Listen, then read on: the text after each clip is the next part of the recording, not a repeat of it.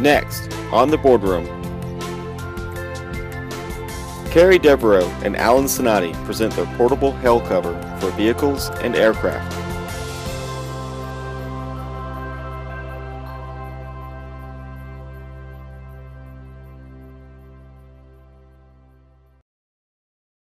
I appreciate this opportunity to come out. I think it's going to be very beneficial to the company to get your input and also to present. My name is Carrie Dvraux. I am the CEO, owner of Dvraux Products. I'm from Houston, Texas, grew up in Tyler, Texas, and I now live in Fort Worth, Texas. And I'm going to let Alan introduce himself. Yeah, my name is Alan Sonati. I also live in Fort Worth. I've spent the bulk of my career in sales and marketing with specialty products, and this year qualifies for that. So I have a passion for it, and you'll hear more about it later. So what we've done, we actually have made a hail cover. This is a protective hail cover for your car that you can actually carry in the car. And one of the biggest questions that I get from people that I meet and in presentations is how this thing came about. So I'll give you a real quick story of how that happened. I was working downtown Fort Worth, and my supervisor, I overheard him on the phone speaking with his wife, telling her to get back in the house, don't worry about it. And they lived in Weatherford, and what was going on, this was falling out of the sky. It was a hailstone. There were hailstones with the size of a golf ball. She was out there trying to actually put a blanket over their car because they couldn't park their car in the garage. And so I go and I'm like, you know, what's going on? He's in there screaming. So they were telling us that hail was on its way. Well, I just bought my little sports car that I was very proud of, and I started worrying about it. So by the time it got to Fort Worth, it reduced to just pea-size hail. But when the storm was over, everyone in the office left to go and look at their car, inspect our cars, because we were parked out in the open. As a matter of fact, that morning, I already knew that it was going to hail. He said that, you know, the storm is going to produce, and most of the time we know that, the storm is going to produce, you know, very large hail. And tried to get in the parking garage, and I couldn't do that. And if you guys go to the website, that's basically what the commercial is based off of, the story that I'm telling you now. The parking garage was pretty much full, so I couldn't get, I had to go and park in my regular parking space, which was then open. So we inspected our cars. I came back. On the way back, I said to myself, I don't care how much it costs, I'm going to buy a hail cover. I don't care if it's $1,000. I'm going back and I'm going to buy a hail cover off the internet. And I looked, I found two products. One that was, they weren't selling them, they were just basically talking about it. One was this big gaudy thing that you actually blow up full of air that weighed, I think, 1,000,000 pounds, you know, figure of speech. And I found another one that was basically saying it will protect your car a little bit. So at that point, I was like, okay, well, I do like I always do. I wanted to make something myself. So I set out to actually make a hail cover. I did the first one by hand. Didn't know anything about sewing machines. And as I began to do it, I started thinking, I want to be able to carry this thing. It's going to defeat the purpose if I can't carry it with me. So I needed to make it thin, I needed to make it lightweight, and it needed to be fast to put on. That took about 1.5 years for me to come up with the product that actually worked. That wasn't going to rot, you know, in the elements. Wasn't going to mildew from getting wet and then being dry, and of course had to be water resistant. These are the different factors. This situation of figuring this out was not new to me because I'm a designer, okay, a civil engineer designer.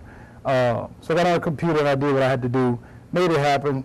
Bunch of testing, bunch of money that I actually spent. I didn't tell anyone about this product.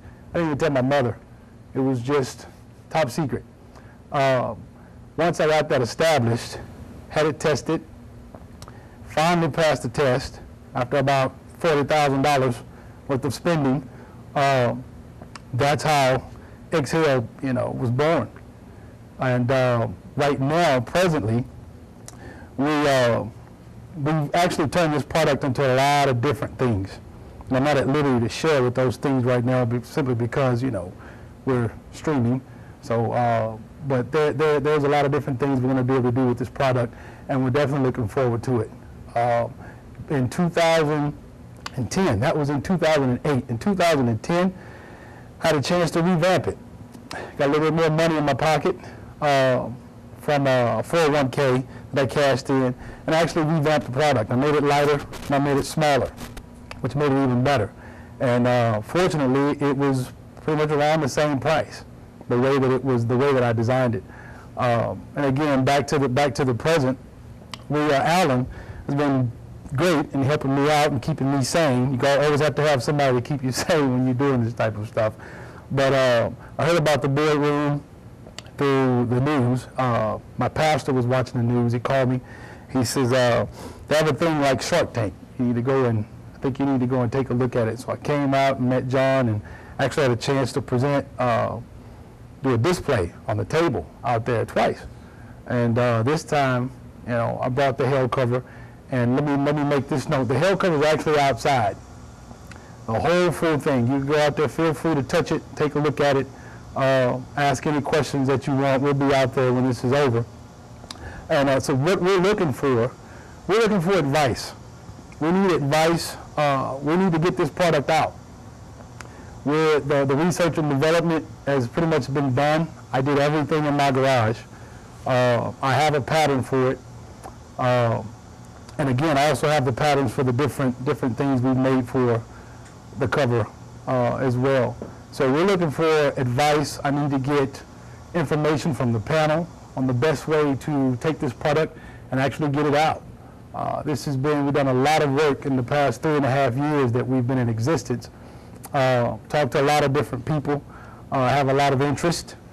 So we're just at that point now where we're trying to actually get the product and go and take it beyond and see if we can't get this thing out there and get it to people and make money. Is there any competition out there? And if so, what price are they selling at? There's no competition out there. We're the only company that's selling this thing. Okay. Is it one size fits all? No, sir. There's a generic, there's a small, medium, large, and extra large. Small, like a Mini Cooper. My car, extra large would be somewhat like an SUV. And then we have the custom design, which is what's on my car right now. Same thing, small, medium, large, extra large. Are they all the same price? No, sir. Different prices. The smallest price is starting at $250. I think the extra large, if I'm not mistaken, is around $450. Okay. I have a couple questions. Yes. Branding, where did you come up with the name Dvraux?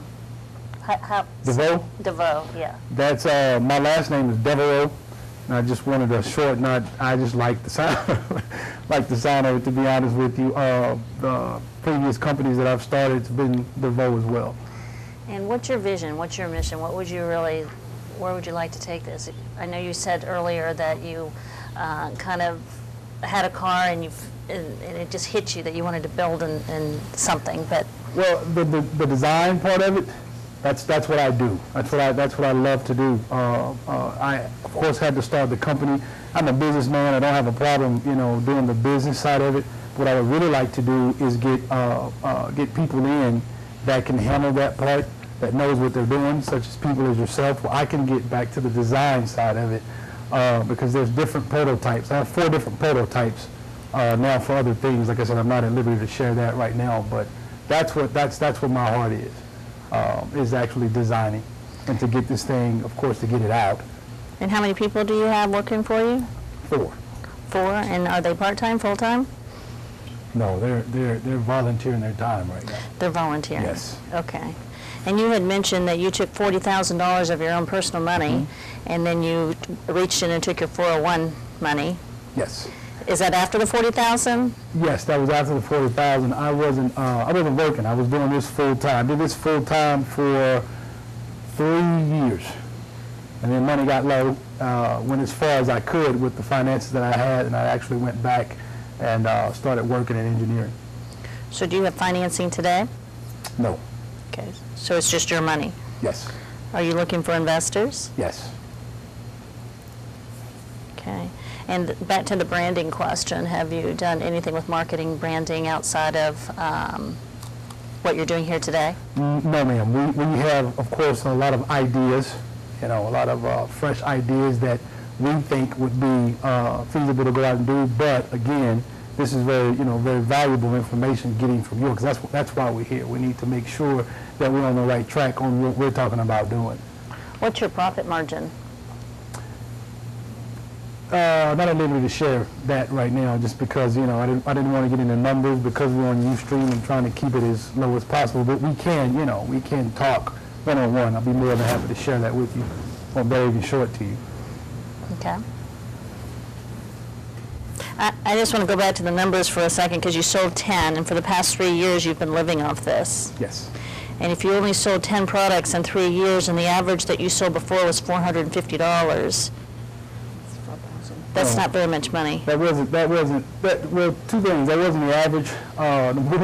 The first two that I sold at $1,000. It took me, a certain amount to actually make it. And those were just people passing by and saw it in the garage. And I'm like, I'm making this thing. I'm not even set up with a manufacturer to do it. So it cost you $1,000. Because if I'm not going in and do it myself, I was going to charge them. They said fine, and they did it. But exactly, I haven't been making any money off of this thing. It's just all been, the beginning stage. I wanted to get it to a point to where when I do come to investors, we're ready.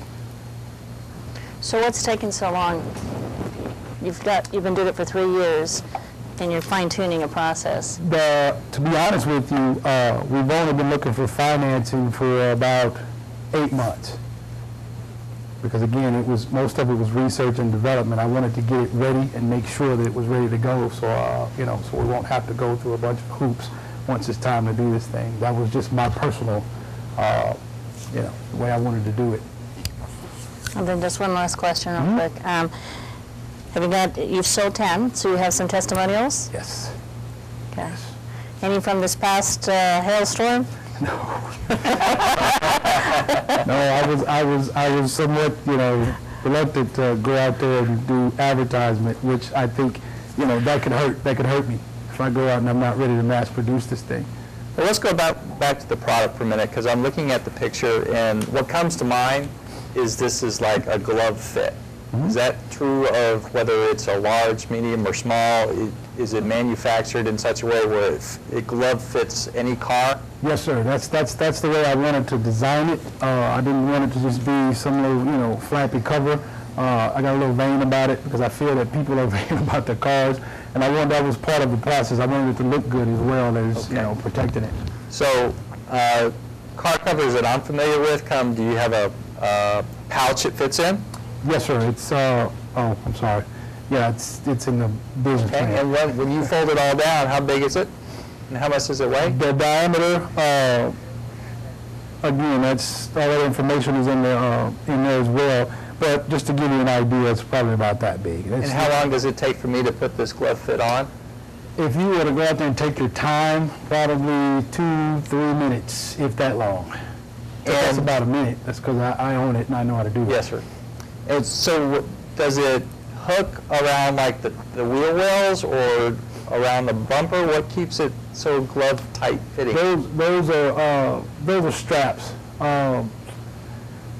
Without getting into too many details, I've avoided wind getting up under it to so I'm using very minimal straps, but in strategic places to make that fit like a glove. It's just straps. And how long would I expect this to last, and do you have a warranty? Yes, there's an auto material that we use that has a lifespan of probably about 5 years. Okay. So and do you have a warranty on it? Yes, sir. And what we also have a disclaimer on there saying if a bowling ball falls out of the sky, there's nothing you can do about that.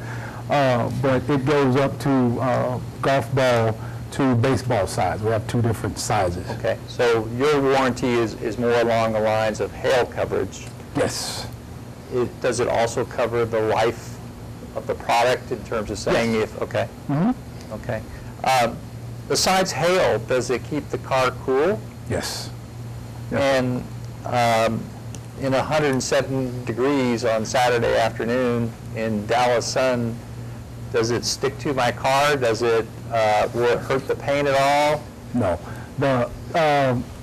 No, because the material that we use, the outer material that we're using, is the same as the basic car cover. The patent that I have on that is the makeup of the inside. So you have a patent, that was Yes, another sir. question. Patent pending, and I spoke with my lawyer day before yesterday, and we're expecting that to come in at any time now. The actual patent, but we do have a patent pending in set. Okay. And without getting into your other products, are you just thinking about utilizing the same cover concept onto other items other than, such as boats? Have you done boats? Yes, sir. RVs? Yes, sir. Yeah, as a matter of fact, when you give him that, the trifold, please. Well, I think he's got one over there. Is it? In front of him? No, Airplane? it's a Okay, trifold. yeah. That's the flyer. So, as an example, you think that boats would be a better market for you than cars? Actually, there is a better market for it. That's a huge market, and again, that would have to be, shared off camera. This is fascinating. Thank you for your presentation. Thank you. I have several questions here. One is I'm going to jump on the idea of the branding question. Yes, ma'am.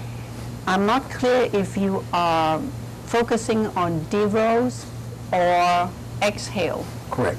So I find that is a bit confusing.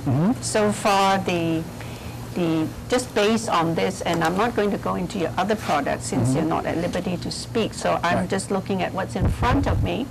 Sounds like you have a car cover that protects the car from hail. Correct. And then I am looking at the focus on that being the brand, and the Exhale, which is not trademarked, certainly not registered yet. And I don't know if there's a proprietary name that you're trying to convey the idea of hail protection. If that was so, then I'm not sure which one you're doing the branding on.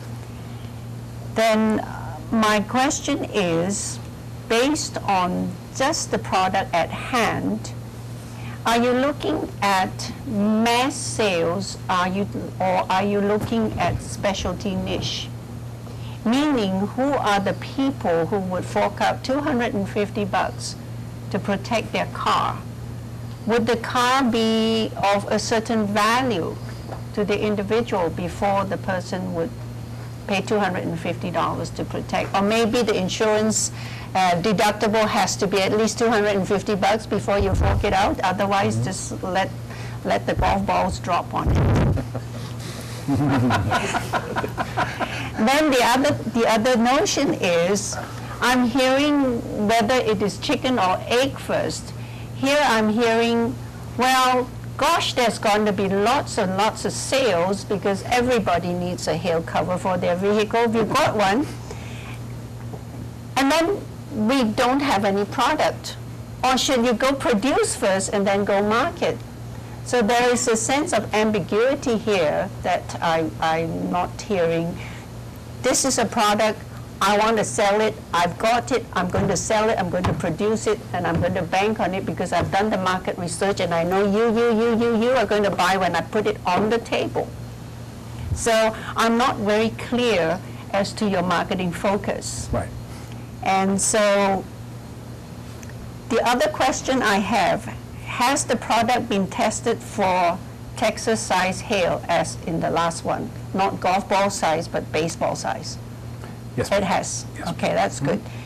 So I would suggest, without looking at other products, you've got a good product at hand, and I would want to ask the question, who is your customer? Okay. Okay. Let me go back to the branding question that you had first before I answer that. The branding that actually needs to be focused on Exhale. I created Dvraux Products as a company for Exhale to go through. Now, to go to your other question, how can I put it without giving too much information? We have letters of intent. We have contracts that are on the table. Okay. It's about as far as I could go. So we know who our market is. We know where the market is, and most of it, the majority of it now is commercial. So then I'm not clear, what do you want from us? Do you want money? Do you want manufacturing processes? Do you want investment funds? Do you want marketing advice? Everything that we need to actually get this manufactured, to get into the warehouse, to get the proper staffing that we need, all comes down to money. Okay. Yes, ma'am. How much do you want? Can't really say that as well. $2, $2 million? Actually, Hundreds of thousands, tens of thousands? 1.3. Okay. Now we've got a number. Yeah, 1.3. Like I said, I mean, there's a reason for all of that all this stuff is tied to, and I like to have to explain it to you guys later. I'm not trying to, avoid any of your questions. You have to be very, very careful. And I'm a stickler on that. So that would give you your manufacturing seed money? Yes, ma'am. We have it all broken down. Help me understand specifically what you're wanting, because you $1.3 million in dollars as a, I still haven't heard, are you in it for the long haul, are you in it for the short haul, do you want to get in and sell to a company? Because there's different types of investors. You got angel investors, you've got investors who take it from one level, get it to another level, and then you've got you yourself as an entrepreneur. Do you want to build something and keep a hold of it? I hear a lot of uncertainty. I hear a lot of fear factors. You had a perfect opportunity to get out and market after a huge, huge hailstorm, but yet you said you were afraid because you didn't have the opportunity to go out and didn't know what was going to happen, and you couldn't service your customers. So I hear a lot of fear factors, and entrepreneurs aren't fearful. No, and I wouldn't say that it's not necessarily the fear factor. It's trying to do it right, and of course I don't know everything. I'm in it for the long haul, yes, definitely. But again, you tell me from experience, how do we go out there and market that and we get large orders? For example, if we were to get 1,500 orders, I can't make that in my garage by myself. I can't do it, and I don't have the funding to do that. And from what I was taught, when you're doing something like this, because I've seen companies that actually jumped the gun and went out, let's just get orders, and it wasn't enough. And it actually hurt them, because I don't want to go out there and get orders, and then people are waiting 6 months to get the product because we're setting up, manufacturing, because it hasn't been easy to get funding. Are you willing to, how much equity are you willing to give up? Start out with 25%. So for $1.3 million, you're willing to give up 20%? Yes, I just started low, put a number out there. Everything is negotiable naturally, but that's what I put on the executive summary. And the 1.3 doesn't involve any kind of insurance that would help protect the organization if you had potential lawsuits? No factors into that? No factors into that. We're jumping into something that I'm, not familiar with. That would be that question. I would actually look at my lawyer and say, "She said this. What did that mean?" But yeah, I couldn't tell you that. I don't know. How long does it take to make a product? Me, it takes me about 4.5 hours. That's on my knees with scissors in my living room, crawling on the floor, cutting stuff, and then putting it on the sewing table. How long would it take to make cover with the proper equipment? And an actual seamstress, because I'm not. We're looking at 6 to 10. What? 6 to 10 an hour. No, I would say 5. I'll set them at the most 5, 4 to 5 an hour. 4 to 5 an hour? Yes, ma'am, in an hour. And that's not automated equipment. Terry, the interest that you expressed as contracts on the table, Yes, sir. are they for single units, or are they for a dozen, or a gross, or 100? Is it a company or an individual? What It's a- magnitude are you looking at in these leads or contracts, whatever they may be? It's a company, and we're looking at about 15,000.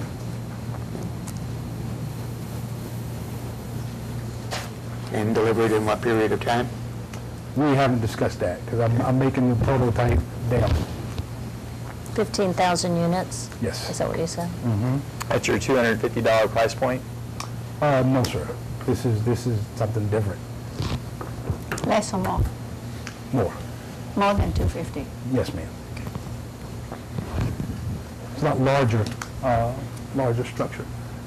And that's just that one entity. Much larger. Yeah. Have you considered outsourcing the manufacturing?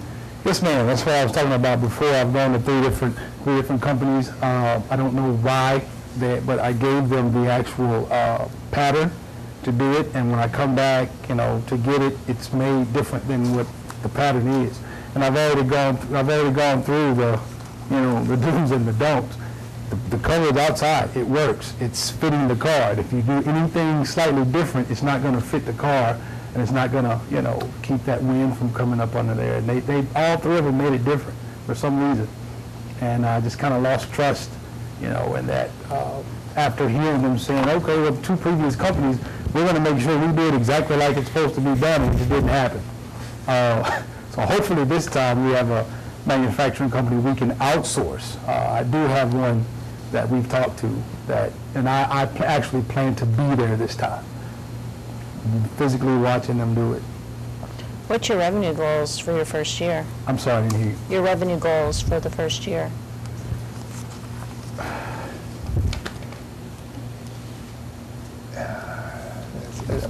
Say it.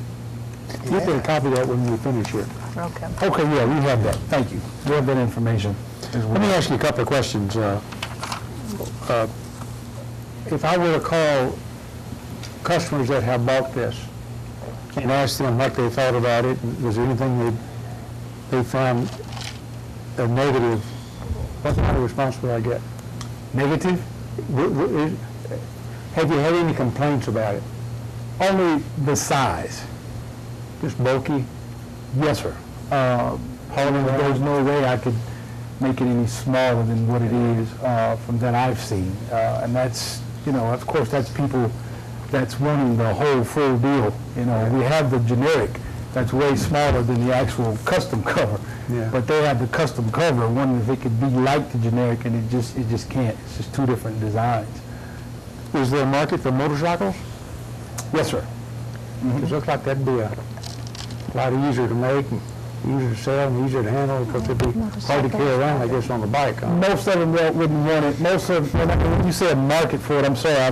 We can make one for it. I didn't mean to say yes to if there's a market, because I don't know if there's a market. I doubt it, because the only thing we would be covering. I spoke to two people about motorcycles. It's just their tank. They can pretty much move that. They can put a motorcycle in a house if they needed to.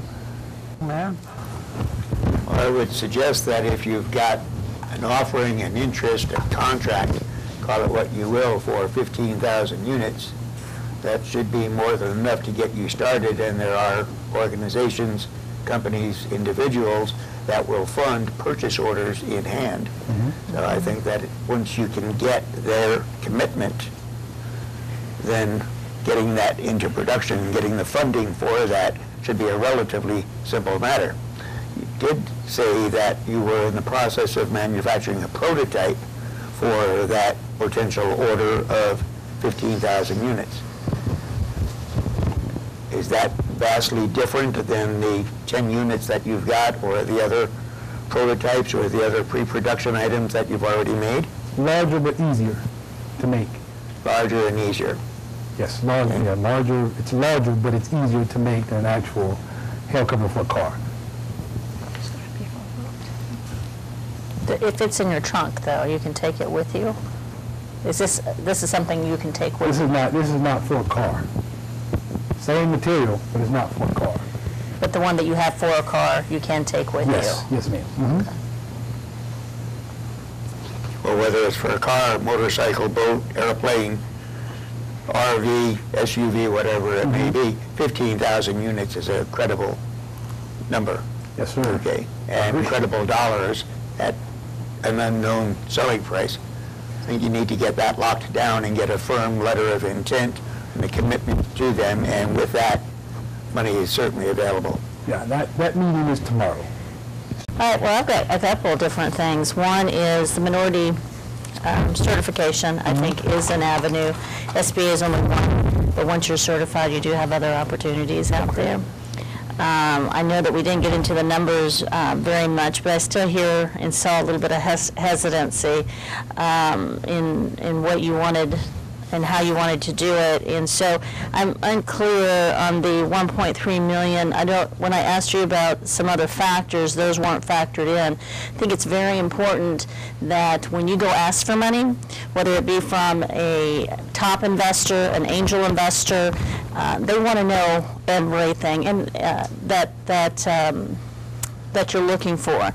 And if you under ask, so to speak, then they can take your company from you. So you just want to be real careful, and you want to put and make sure that you have all the different things. Risk mitigation is very important, because as much as we love our own products and services, you're going to have something that comes up that just doesn't work. And so I would encourage you to look into some insurance to help you get through some of those possible tough times, or even during the learning curve as you're building your products. The other is, I saw some miscommunication between you two. You didn't really know whether you were certified or not. And so, maybe I misunderstood the question. I'm sorry. Okay, all right.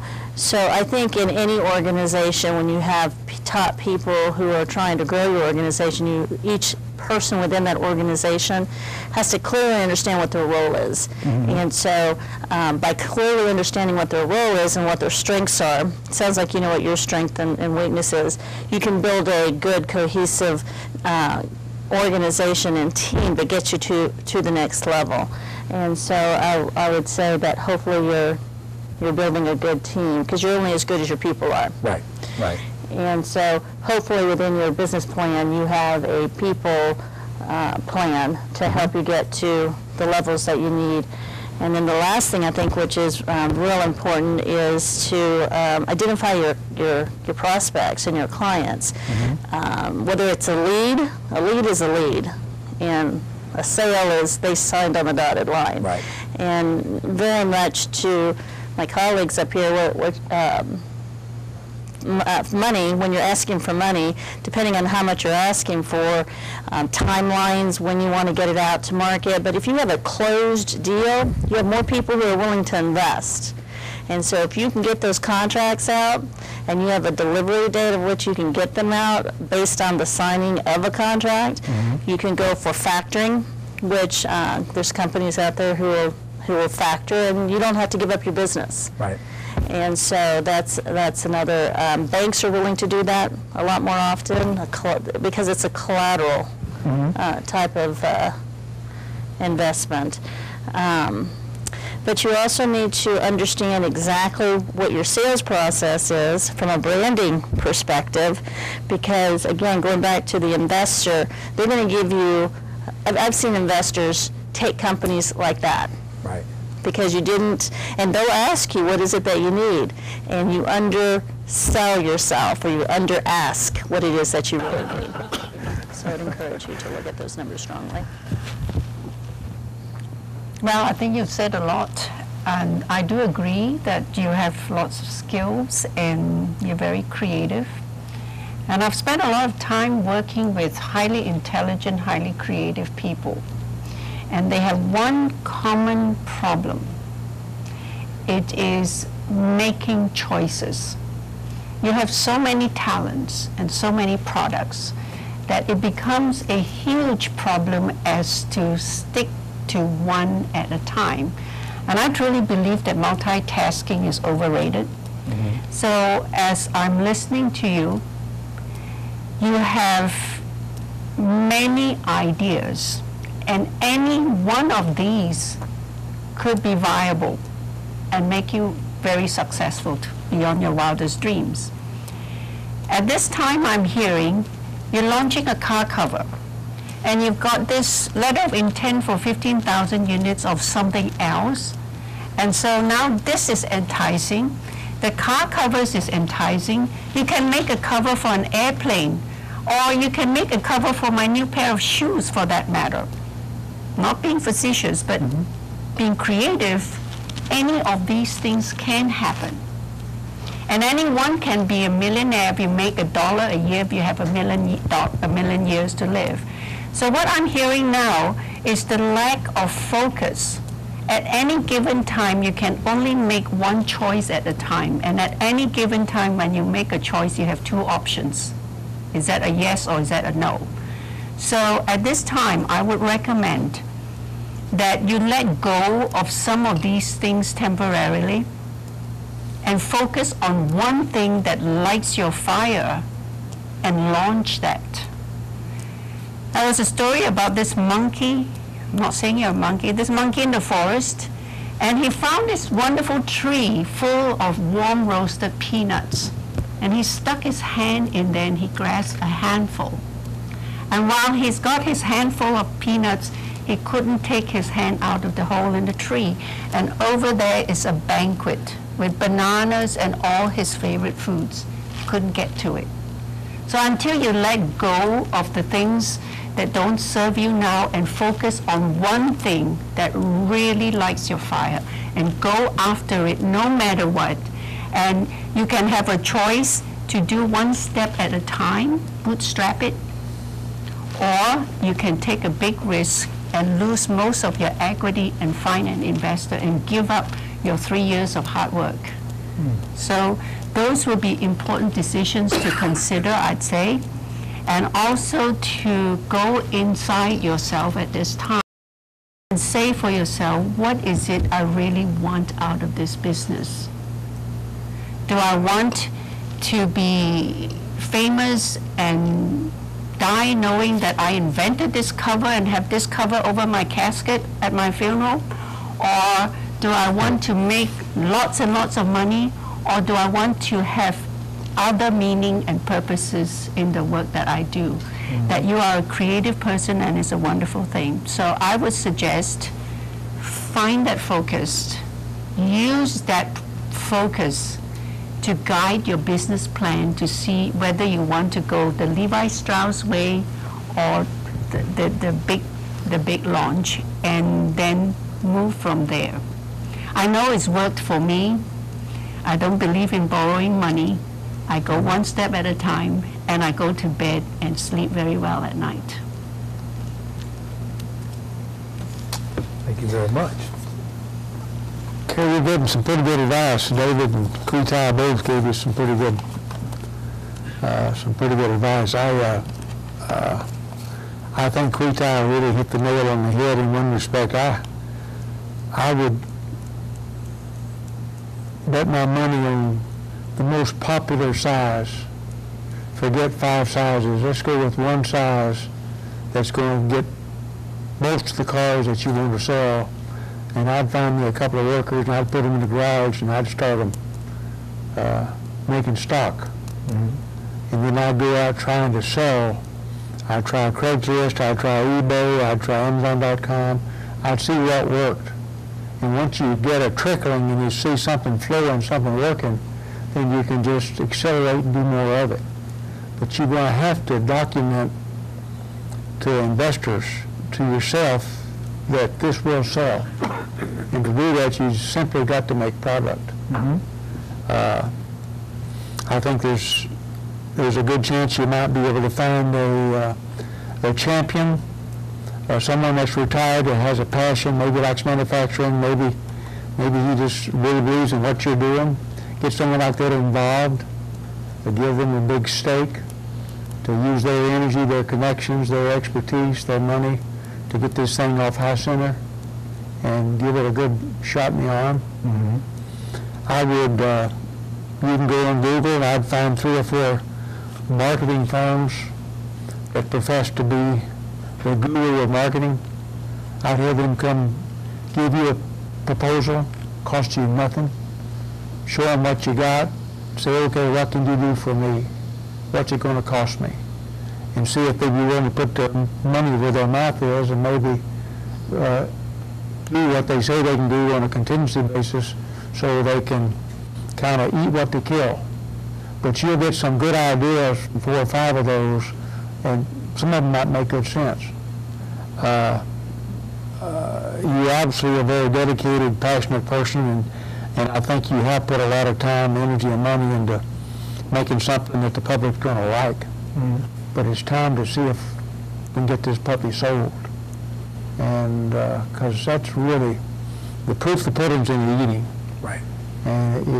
And once you just demonstrate that you can sell a size, a way, and you can take that to a variety of manufacturers who I think would be willing to, they've got the equipment, they've got the manpower, they've got the expertise.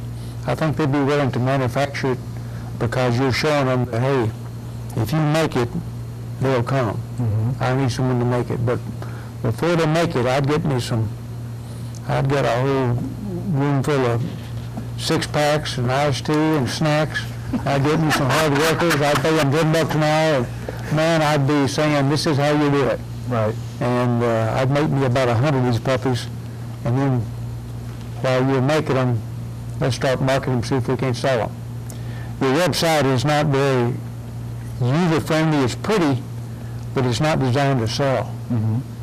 When this is over now, if you'll get with that young man right there, Darnell Smith, man, he can tell you how to supercharge that website and make people go to it, because that's what he does. Your engineering, creative, design mind is going to be tempted to take all this great information, catalog it, and affinitize it, and draw a diagram, and rank it, and rate it, score it, figure out what to do first, create a timeline, visual picture with a diagram, a scorecard so you can monitor your progress. Right? You're laughing because you know it's true. Instead of what David's saying, start, start, start. Right. If you're not so highly motivated to walk out of here and go show it off somewhere and get another order by tomorrow and another one the next day, then you didn't get what you need to out of this group. So I want to put a little bit of a twist on the start, start, start message and say, you ought to be running from something scary as much as you're running towards something amazing. And the scary thing is the day you do another web search and you find that the patent is visible to everybody in the world, because I have a patent pending also myself. Mm-hmm. And all of those specification and design details are visible globally. And there's a company that has already reverse engineered and found a replacement fabric layer for each layer of your design model, and they're already engineering something that they can go to market with. That's already occurring. Mm-hmm. You have this unique window of opportunity. You're here for a reason. And your goal now is to walk out of here with the energy and the motivation to do something that will give you the first mover advantage because you deserve it. Yeah. And I get half of that. Thank you all. Thank you all. Thank you very much. Thank the same commission.